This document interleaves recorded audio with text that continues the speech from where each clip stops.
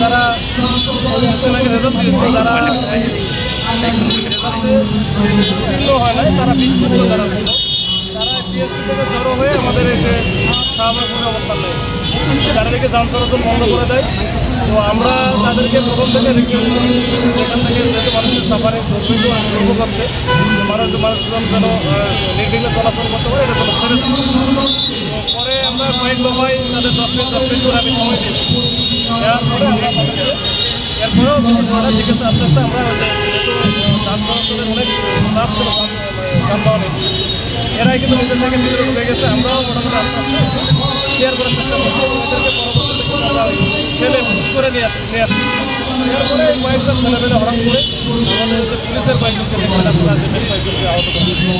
যখন আহত করা হয়েছে তখন তো আমরা যাওয়া ভালো আমরা এখান থেকে ওরা ডিসকাস হয়ে গেছে কিন্তু আমাদের বেশ কয়েকজন যাই হোক যেটা আমরা বারবার বলি যে ওখানে গেছে আমাদের অনেক বিষয় থাকতেই পারে কিন্তু তোমরা যে এখানে আসছো এখানে 10 মিনিট থেকে চলে যাও পরে 20 মিনিট 30 মিনিট সময় দেওয়া হয়েছে।